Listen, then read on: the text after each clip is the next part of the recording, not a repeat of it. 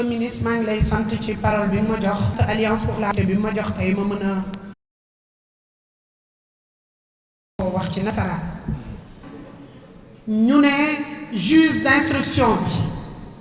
wax na ne Farba Ngom ak Tahirou Sarr toppeewu leen dara lan dinañu may ñu fàttali tuuti fi mbir mi jóge ba procureur bu décidé lii warta bett kenn muy ñaareel bi yoon am ku jóg ci réew mi wax ay wax yu doy waar jëmale ko ci moom sénégalais yépp teg ci bët muy lu ruslu ci fee ca Agnam mooy ci réew mi li tax Farba Ngom ñu singali ko dafa nekk nit koo xam ne dafa fidèle ci président Macky Sall di gagné commune am waaye Farba bu fekkee ne bu fekkee ne am na benn toor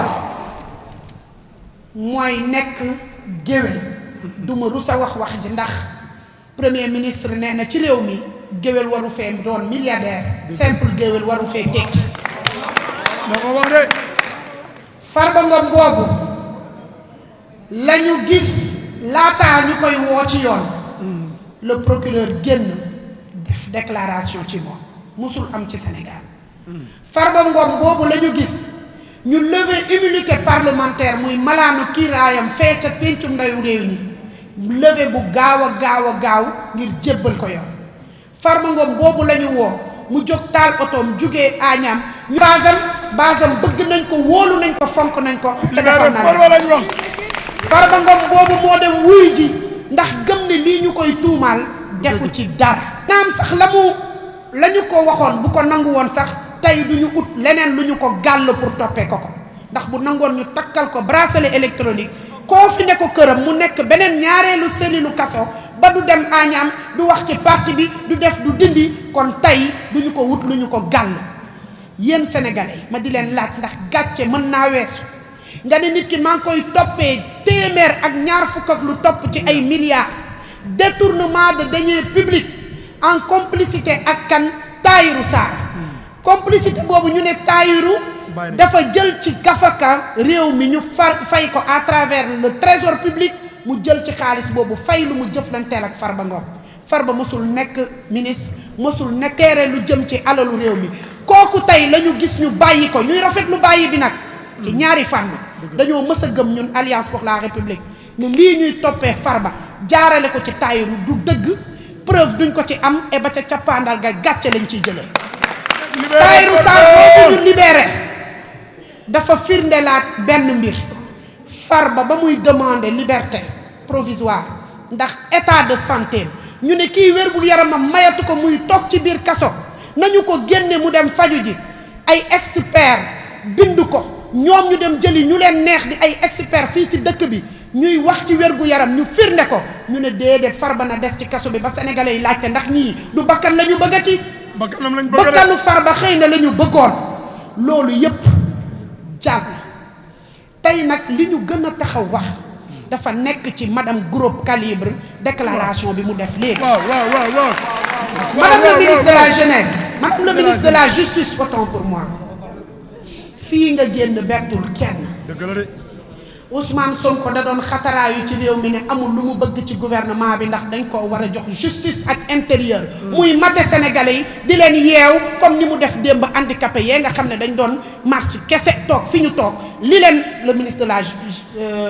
de l'intérieur def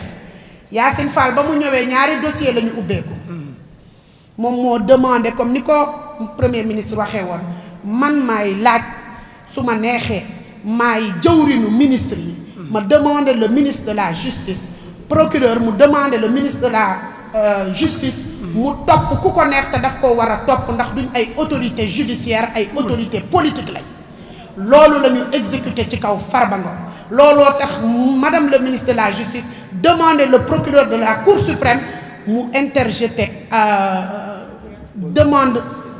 recours pour ñu xoolaat atteem digganteem ak Mame Mbaye Niang waaye nag nee na dafa bëgg a setal deram ndax dañ koo ne dafa wax lu dul dëgg li mu war a setalee deram sénégalais yépp a ngi ci teg bët te ñemewu cee wax ndax dafa ne woon niñ ko àttee digganteem ak Adji Sarr àndu ci te ba léegi ñemewul wax ne nañ ma àttewaat sama diggante ak Adji Sarr defe naa bu dee setal sa der rek loolu moo gënoon a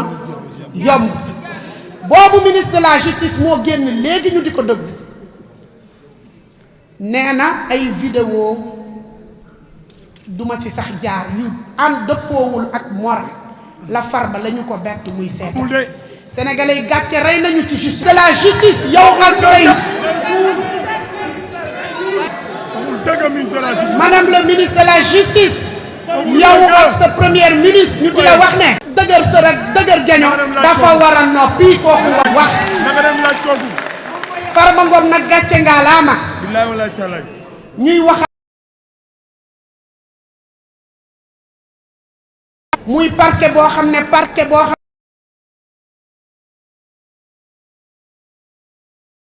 devant un juge de siège dañ koy bàyyi mu ñibbi moom ak ñépp ñu ñu téye tey ci kaso bi kenn ci ñoom génn Farba Ngom kaso arrangé wu la ndax ñu ngi xëccoo tey gannaaw ba Sénégal tollee ci morosité économique bu grave baykat yi di dee l'élection 2029 kii teg coalition bu ñu naan pacte kenn Diomaye 2020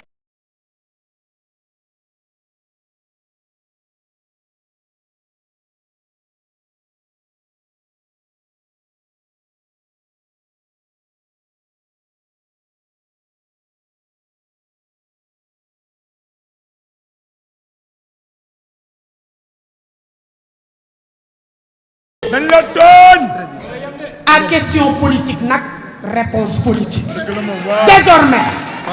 désormais sunu parti ak sunuy alliés feront face à cette forfaiture dinañu def le tout ba ñépp ñu téye ci kaso bi fu ñu ko war a waxee fu ñu ko war a jooyee respecter nag cette république ndax ñun ci loolu la ñu tàggat duñu toj duñu taal duñu yàq ndax li baax ci réew mi ñun ak président Macky Sall ñoo ko defar bu soobee yàlla dinañ ko wax fa ñu ko war a waxi jee dinañ dem gis autorité religieuse yi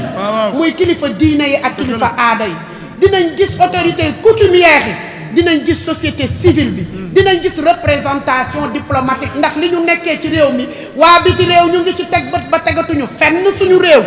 Sénégal bokk na ñi seen note gën a daanu tey ndax ay déclaration yoo xamante ne ni premier ministre bi tegu ko fenn Sénégal bokk na ci réew yi nga xam ne tey bu ñu génnee ñu yàpp ñu ndax premier ministre boo xam ne amul vision xaste saaga tëj la fi nekkee Farba Ngom nag ñu ngi koy témoigner suñu soutien ñu ngi wax ne lii mu nekk di ko dund moom ay ñoñam sénégalais yëpp seede nañ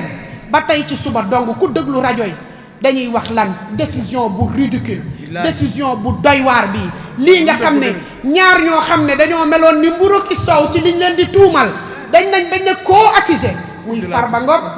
ak Tahirou Sarr mu war a nekk lu ñu war a yëngal rek naan ñu seppi mburu ma ne ko dandiix lekk daal di jël soow mi bëgg koo tuur duñu ko nangu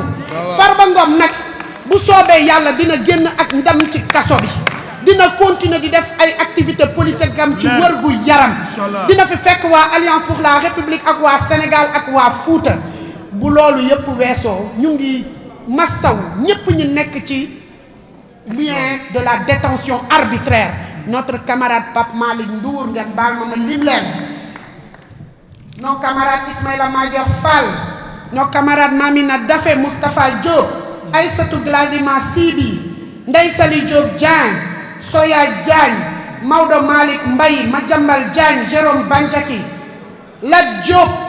lim naa ci ñoo xam ne sax du ñuy say suñuy camarades waaye ay concitoyens la ñu xam ne liñ leen teg du dëgg te du yoon régime de Pastef occupez-vous aux priorités des Sénégalais Sénégalais yi ñu ngi leen ci xaar bu baax a baax ndax loolu ngeen leen diggéen waaye tey nous sommes désolés de constater que ci lii ngeen nekk du dara lu dul xëccoo nguuru salfaañe suñuy ak yelleef def acharnement ci kaw nit ñi te loolu du leen yebe fenn bu soobee yàlla on fera face ñu ngi sant ñëpp di gërëm ñëpp di baal libéré Farba lañ wax libéré Farba ñoom ñoo xam porno waaye ñun xamuñu porno porte-parole adjoint de l'Alliance pour la République balaa may jox kàddu gi ñoo xam porno ñu xamuñu ministre porno Omar Sarr dama wax sànq ne li ñu yéem mooy ministre de la justice moo génn di wax ci benn cas te li ñu xam habituellement procureur moo war a wax yu demee noonu ñuy laaj rek lan moo war a xew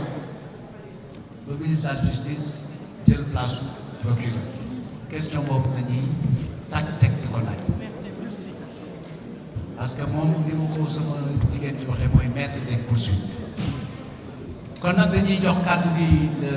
ministre Omar Sarr moom mooy coordonnateur Front pour la défense de la démocratie et de la République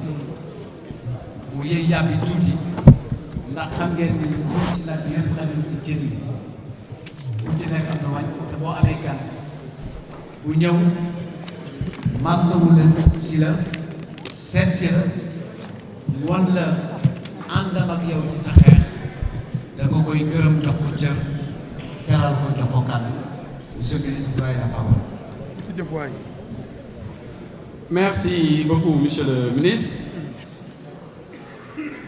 Mesdames et messieurs les journalistes, chers camarades de l'APR, chers frères et camarades du FDR, je ne serai pas long aujourd'hui, puisque l'essentiel a été dit par ceux qui m'ont précédé. Je dois dire d'abord qu'aujourd'hui, les choses ont l'avantage d'être claires. Le juge ordonne la liberté pour notre camarade Farba Ngom et le procureur, c'est-à-dire en dernière analyse le gouvernement PASTEF, met son veto en utilisant malicieusement certains articles liberticides du Code pénal. La question, par conséquent, n'est plus à ce stade, ils l'ont déjà dit tout à l'heure, n'est plus à ce stade une question judiciaire. Elle est une question politique et même politicienne. Le gouvernement a décidé de maintenir en prison Farba dans un dossier désespérément vide malgré son état de santé. Cette question devra être portée par l'APR et ses alliés, et en premier lieu le FDR, qui depuis sa constitution condamne sans réserve aucune l'instrumentalisation de la justice à des fins politiques, demande sans discontinuité aucune la libération immédiate et sans condition de Farba Ngom et de tous les prisonniers politiques et d'opinion. Nous sommes là pour dire avec la paix, trop c'est trop, lu ëpp tuuru. Nous sommes là pour dire avec eux, libérer immédiatement Farba et tous les prisonniers politiques et d'opinion. Chaque jour compte. Ce combat est un combat pour les libertés et la démocratie.